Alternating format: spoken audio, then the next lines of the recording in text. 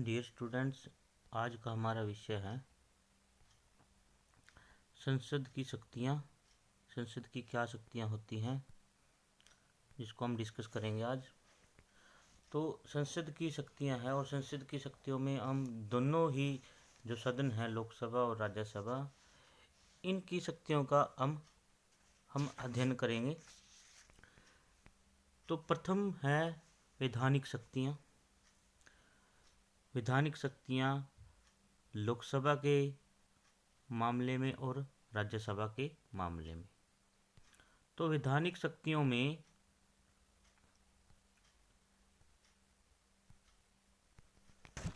हम डिस्कस करेंगे साधारण बिल और धन बिल, मनी विधेयक। जो संसद का मुख्य कार्य होता है कानून का निर्माण करना, और संसद है एक विचारशील संस्था। कानून बनाने के लिए संसद के सामने जो प्रस्ताव या मसौदा पेश किया जाता है उसे बिल कहा जाता है। जब संसद के दोनों सदन उसे पास कर दें और राष्ट्रपति भी उसको अपनी अनुमति दे देता है तो वह कानून का रूप धारण कर लेता है। संसद में पास होने के लिए जितने भी बिल हैं पेश किए जाते हैं, उन्हें दो भागों में विभाजित किया जाता है। वो दो भाग कौन से हैं? वो दो भाग हैं साधारण बिल और धन बिल। हम डिस्कस करेंगे आज साधारण बिल की प्रक्रिया, यानी साधारण बिल है वो कैसे पेश किया जाता है, उसकी प्रक्रिया क्या है। तो इसको साधारण बिल की जो प्रक्रिया है, इसकी जो प्रथम स्टेज है, जो प्रथम इसकी प्रक्रिया है, वो है प्रथम वाचन की। इसको बिल का प्रवेश होना, यानी कि बिल प्रथम वाचन के अंदर पेश होना। तो इसके अंदर क्या है? प्रथम वाचन के अंदर इसमें आएंगे जो साधारण बिल है संसद के किसी भी सदन में पेश किया जा सकता है। जिस भी सदन में पेश किया जाएगा साधारण बिल, उस सदन को कम से कम 1 महीने पहले सूचना देनी आवश्यक होती है। यानी कि साधारण बिल जिस सदन में पेश करना है, उस सदन को इसके लिए कम से कम 1 महीना पहले सूचना देना आवश्यक है। सदन के कार्य को देखते हुए अध्यक्ष उस बिल के पेश होने के लिए एक जो दिनांक है, जो तिथि है, वो निश्चित करता है। उसके बाद उस तिथि निश्चित जो हो जाती है, तो सदन का सदस्य सदन में बिल पेश करने के लिए आज्ञा मांगता है, परमिशन। जी, मुझे आज्ञा चाहिए आपकी। किसकी? अध्यक्ष महोदय की, जो उसको दे दी जाती है। परंतु यदि उस बिल के पेश किए जाने के संबंध में कुछ सदस्यों द्वारा विरोध प्रकट किया जाए तो फिर क्या होगा?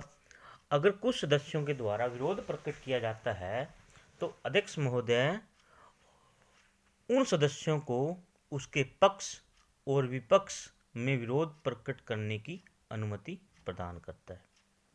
भाई हाँ, जो इसके पक्ष में बोलना चाहे वो बोल सकता है, जो इसके विपक्ष में बोलना चाहे वो बोल सकता है। उसके बाद ये कार्य करने के बाद पक्ष और विपक्ष में जो विरोध प्रकट करते हैं, जो भी सदस्य हैं, गण होते हैं सदन के अंदर, उसके बाद इस बिल को, इसका जो बिल है, साधारण बिल है, इसका शीर्षक पढ़ा जाता है, हेडिंग। यानी कि जब सदन की आज्ञा मिल जाती है, उस आज्ञा मिलने के बाद जो बिल पेश करता है उस समय विधेयक का जो शीर्षक है वो पढ़ देता है, जो भी शीर्षक होता है, हेडिंग बोलते हैं जिसको। जैसे हमारी ये है पहली विधानिक शक्तियाँ। भाई पहले मैं आपको बोल चुका हूँ भाई हम डिस्कस करेंगे लोकसभा की शक्ति, संसद की शक्तियाँ, जिसमें हम लोकसभा और राज्यसभा का अध्ययन करेंगे। लोकसभा के जो हम प्रथम जो है शक्ति है वो वैधानिक शक्ति है, राज्यसभा की भी वैधानिक शक्ति है। तो इसकी जो हेडिंग है ये वैधानिक शक्तियाँ। तो उसके बाद है हेडिंग पढ़ने के बाद इस बिल को सरकारी समाचार पत्रों में पेश किया, छापा जाता है, इसको छाप दिया जाता है। इसके बाद बिल पास होने की जो प्रथम अवस्था है वो समाप्त हो जाती है, ये वाली। उसके बाद सेकंड वाचन होता है। उसके अंदर क्या है प्रक्रिया? जो द्वितीय वाचन होता है, बिल के सदन में पेश होने के जाने के पश्चात सदस्यों में उसकी जो कॉपी है वो बांट दी जाती है। सभी सदस्यों के को उसकी कॉपी दी जाती है। आप भी लीजिए भाई, आप भी, ठीक। उसके पश्चात क्या होगा, उस बिल पर दूसरा जो वाचन है वो आरंभ हो जाता है। इस बिल के पेश होने तथा द्वितीय वाचन में 2 दिन का अंतर होता है। यदि अध्यक्ष उस बिल को अति आवश्यक समझता है, महत्वपूर्ण समझता है, तो उससे पहले भी वह उस पर द्वितीय वाचन की आज्ञा दे सकता है। इस अवस्था में आरंभ होने पर बिल प्रस्तुत करने वाला जो भी सदस्य इस बिल को प्रस्तुत करेगा, साधारण बिल को, और 3 प्रस्तावों में से कोई एक प्रस्ताव पेश कर सकता है। वो 3 प्रस्ताव कौन कौन से हैं? प्रथम है बिल को विचार के लिए सेलेक्ट कमेटी के पास भेज दिया जाए। दूसरा, बिल पर तुरंत विचार किया जाए। तीसरा, बिल पर जनमत जानने के लिए उसे प्रकाशित कर दिया जाए। ये 3 प्रस्तावों में से कोई एक प्रस्ताव पेश कर सकता है। इस अवस्था में सदन में बिल के जो मुख्य सिद्धांतों पर विचार किया जाता है, मुख्य सिद्धांतों पर जो मेन बिंदु हैं, उन सिद्धांतों पर विचार किया जाता है और उसकी प्रत्येक धारा पर विस्तार पूर्वक वाद विवाद नहीं होता। सिर्फ मेन पॉइंट, मुख्य विस्तार पूर्वक चर्चा इस स्टेज के अंदर नहीं होती। इस अवस्था में बिल में कोई संशोधन प्रस्तुत नहीं किया जा सकता।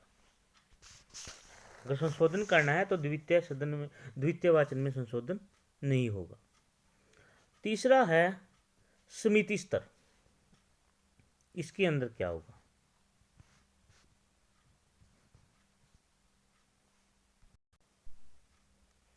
उसके बाद है समिति स्तर। द्वितीय वाचन के पश्चात बिल को समिति के पास भेज दिया जाता है। सदन का अध्यक्ष जो सेलेक्ट समिति के सभापति को नियुक्त करता है। समिति के अन्य सदस्यों का चुनाव सदन के द्वारा किया जाता है। बिल का प्रस्तावक भी समिति का सदस्य होता है। समिति के सदस्यों की संख्या थोड़ी होती है और सदस्य उस विषय के संबंध में विशेषज्ञ होते हैं, इसलिए वहाँ पर बिल के प्रत्येक धारा पर बहुत सूक्ष्म रीति से विचार किया जाता है। बहुत बारीकी से उसके ऊपर है, जो बिल की प्रत्येक धारा के ऊपर है जो बातचीत की जाती है। समिति उस बिल के संबंध में पूर्ण जानकारी प्राप्त करने का प्रयत्न करती है और उसके लिए किसी भी व्यक्ति को अपने सामने पेश होने के लिए कह सकती है। तो ये है कमेटी का काम, समिति स्तर, यानी कि उस बिल के ऊपर, प्रत्येक धारा के ऊपर है, जो बहुत ही गहरी अध्ययन किया जाएगा। और अगर किसी व्यक्ति को अपने सामने पेश होने के लिए कहा जाए, भाई उस व्यक्ति को बुलाया जाए जो इस विषय के ऊपर बहुत अच्छी तरह से अपने विचार प्रकट कर सके, उससे परामर्श कर सके, सलाह ले सकते हैं। कौन ले सकते हैं? कमेटी के सदस्य। उसके बाद रिपोर्ट स्तर।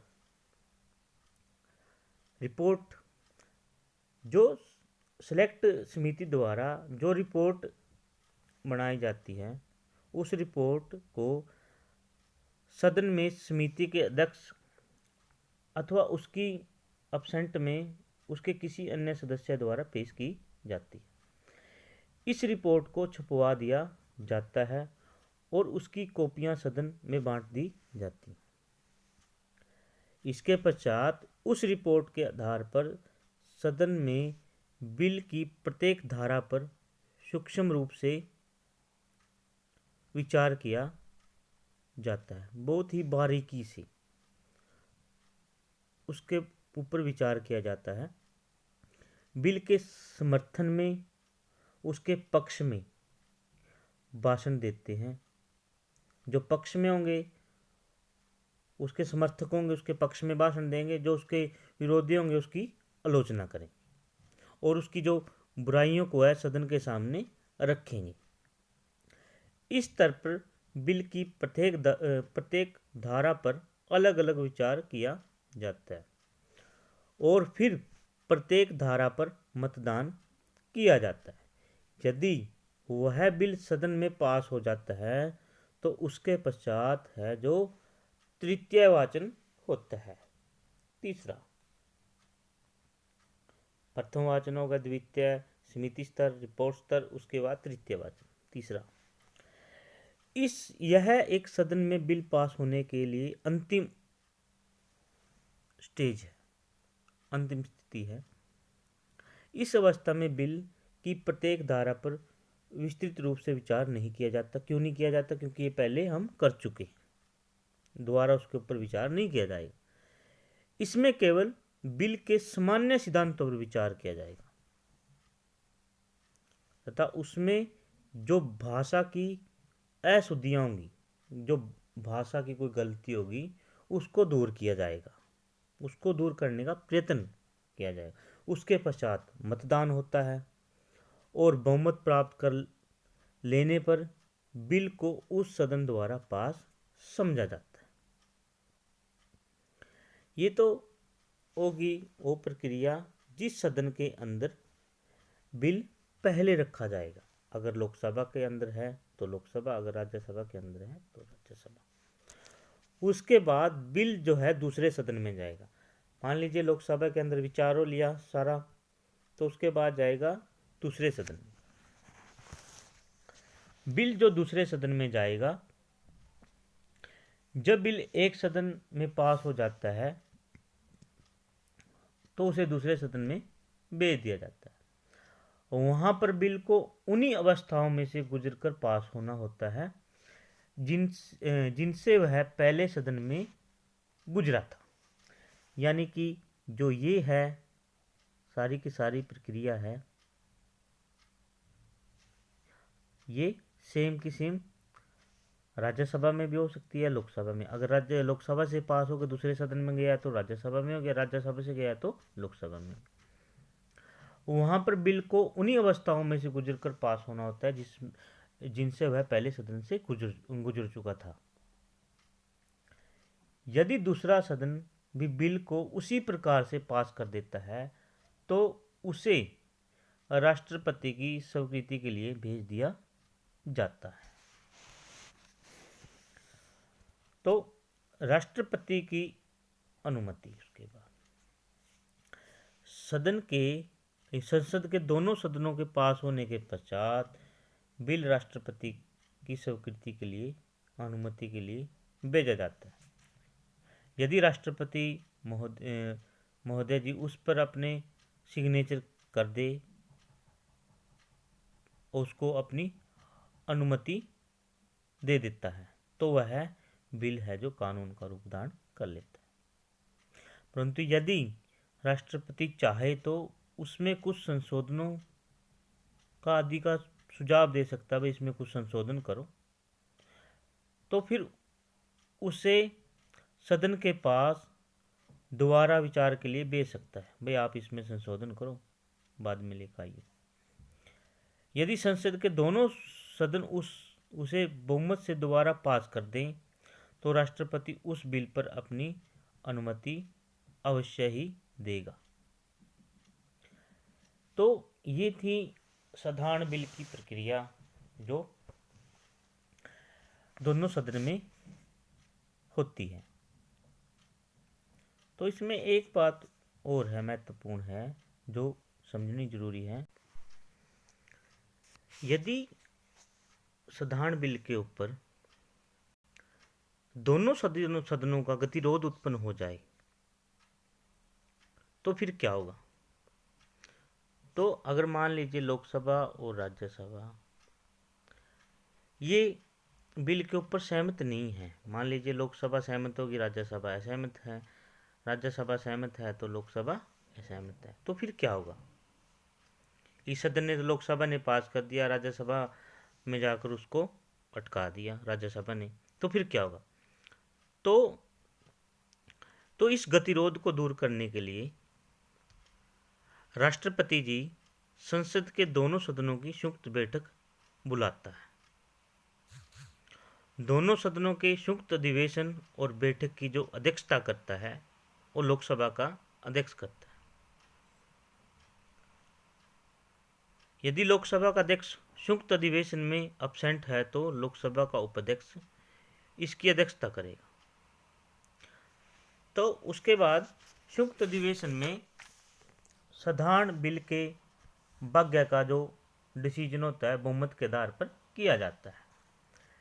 ऐसी बैठक में ज़्यादातर लोकसभा की इच्छा अनुसार ही बिल है जो पास होता है और रद्द की होने की संभावना होती है, क्योंकि लोकसभा के सदस्यों की संख्या राज्यसभा के सदस्यों की संख्या से अधिक है, दुगनी है, दुगनी से भी अधिक है।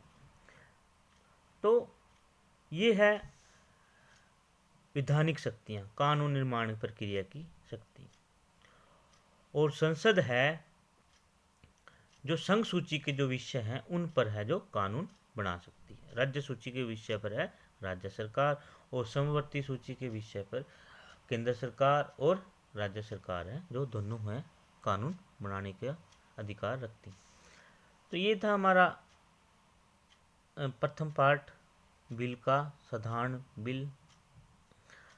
कल की वीडियो में डिस्कस करेंगे हम धन विधेयक आर्टिकल 110। धन्यवाद।